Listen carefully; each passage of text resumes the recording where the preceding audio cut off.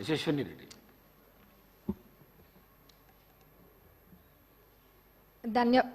ధన్యవాదాలు అధ్యక్ష. మొదటిగా నాకు ఇక్కడ మాట్లాడడానికి అవకాశం ఇచ్చినందుకు మీకు, మరి నన్ను గెలిపించి శాసనసభకు పంపించినందుకు మా పాలకుర్తి ప్రజలందరికీ కూడా ధన్యవాదాలు అధ్యక్ష.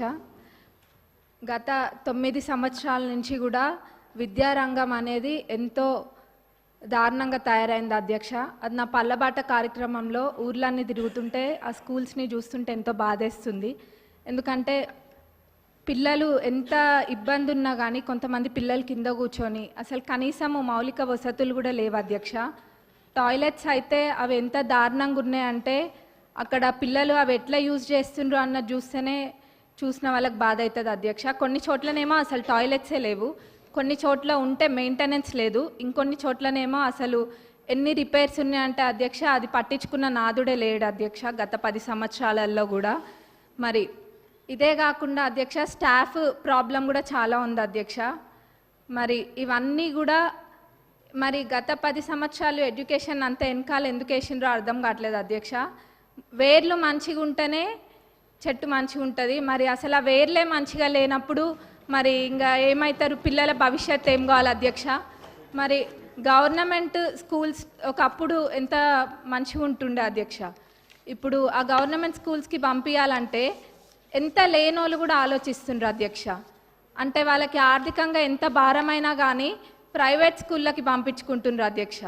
ఎందుకంటే అక్కడ పోతే ఎటువంటి వసతులు లేవు కాబట్టి. కానీ ఇప్పుడు అయితే అధ్యక్ష మన ప్రభుత్వం అధికారంలోకి వచ్చినాక ఈ విద్యారంగం అనేది క్రమంగా మెరుగుపడుతుంది. అట్లనే ఇంటిగ్రేటెడ్ స్కూల్స్ అనేది కూడా నియోజకవర్గానికి ఒక ఇంటిగ్రేటెడ్ స్కూల్ ఇస్తా అనడం కూడా ఎంతో సంతోషంగా ఉంది అధ్యక్ష. అది అందరు పిల్లలు కూడా సామాన్యులు కూడా అందరూ ఇంటర్నేషనల్ స్కూల్స్లలో చదువుకున్న విధంగా అక్కడ చదువుకుంటారు అధ్యక్ష. మరి ఆ విధంగానైనా ఈ విద్యారంగం అనేది కొంచెం మంచిగా అవుతుంది అధ్యక్ష. మరి ముఖ్యంగా అధ్యక్ష ఈ టాయిలెట్స్ అనేది మటుకు చాలా పెద్ద సమస్య అధ్యక్ష. ఏదో చెప్పాలని కాదు, నేను నిజంగా అన్ని స్కూల్స్ విజిట్ చేస్తున్నా. మరి గతంలో వాళ్ళు చేయలేంది మన ప్రభుత్వంలో చేసి చూపిస్తామన్న నమ్మకం నాకు ఉంది. అది ఖచ్చితంగా కూడా చేస్తాం అధ్యక్ష.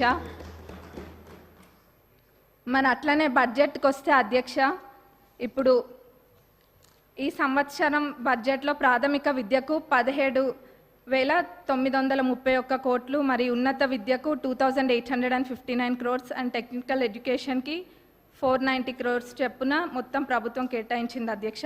మరి మొత్తం కలిపి చూస్తే 21,000 కోట్ల పైన అధ్యక్ష. మరి దీన్ని బట్టే తెలుస్తుంది మన ప్రభుత్వము ఈ శాఖకి ఎంత ప్రాధాన్యత ఇస్తుందనేది. ఎందుకంటే ఎవరైనా చదువుకుంటే చాలు, మన దగ్గర ఆస్తి ఉన్నా లేకపోయినా ఆ విద్య మనకు ఆస్తి అన్నది మన ప్రభుత్వం నమ్ముతుంది కాబట్టి ఈ విధంగా బడ్జెట్ పెట్టడం జరిగింది అధ్యక్ష. మరి నేను ఇందాక అన్న విధంగా వాళ్ళు చేయండి తప్పకుండా మన ప్రభుత్వం చేసి చూపిస్తుంది.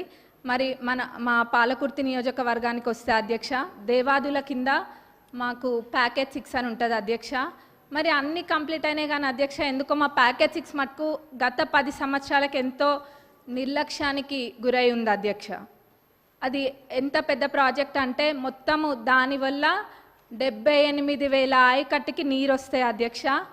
అయినా కానీ ఎంతో నిర్లక్ష్యం చేసిండ్రు అధ్యక్ష. మొత్తం కలిపి కూడా 30-35% పనులు కూడా పూర్తి కాలేదు అధ్యక్ష. రైతులు అంటే అంత చిన్న చూప అధ్యక్ష. మనము ఇప్పుడు రైతుని రాజు చేసే ప్రభుత్వం మన ప్రభుత్వం అధ్యక్ష. కాబట్టి మన ప్రభుత్వంలో ఇది ఖచ్చితంగా చేయాలి అధ్యక్ష. మరి ఆ 30-35% కూడా కంప్లీట్ కాలేదు. ఏమైందంటే గత ప్రభుత్వంలో గత పాలకులు ఏదో ఎలక్షన్ల ముందు ఆదరాబాదరాగా జనాలకు చూపించుకోవడం కోసం అని చెప్పి పాత కాంట్రాక్టర్ యొక్క టెండర్ని రద్దు చేసి కొత్త కాంట్రాక్టర్లను పిలిపించి ఆ ఎస్టిమేట్లో ఎన్నో తప్పులతోటి అధ్యక్ష, ఎన్నో తప్పులు ఎన్నో మిస్ చేసి ఎస్టిమేట్ వేసిండ్రు అధ్యక్ష. మరి అప్పుడుతో పోలిస్తే జిఎస్టీ కూడా మరి 12% నుంచి ఇప్పుడు 18%కి పెరిగింది అధ్యక్ష. ఇట్లా ఎన్నో ఇబ్బందులతోటి ఈ కాంట్రాక్టర్లు కూడా పనులు చేయలేకపోతుండ్రు అధ్యక్ష. కాబట్టి ఈ పాత ఎస్టిమేట్ని కొంచెం సవరించి కొత్త ఎస్టిమేట్ తయారు చేసి అట్లనే పనులని ప్రారంభించాలని చెప్పి మీ ద్వారా గౌరవ గౌరవ ఇరిగేషన్ మినిస్టర్ గారిని మరి గౌరవ సీఎం గారిని కోరుతున్నాం అధ్యక్ష. ఎందుకంటే చాలా పెద్ద ప్రాజెక్ట్ అధ్యక్ష. 78,000 ఎకరాలకి ఇది నీరు అందిస్తుంది కాబట్టి ఇది పెద్ద ప్రాజెక్ట్ అధ్యక్ష. దీన్ని మన ప్రభుత్వంలో పూర్తి చేసి చూపించాలి అధ్యక్ష మనము.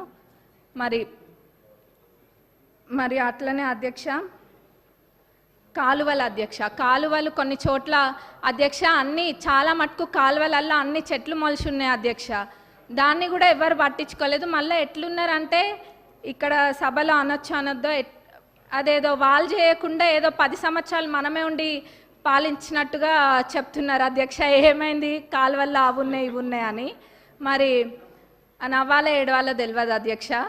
కాబట్టి మేమే మా నియోజకవర్గంలో అయితే ఒక 30 కిలోమీటర్లకి పైగా మా సొంత డబ్బులతోటి మేమే పెట్టి అది తవ్విపియడం కూడా జరిగింది అధ్యక్ష.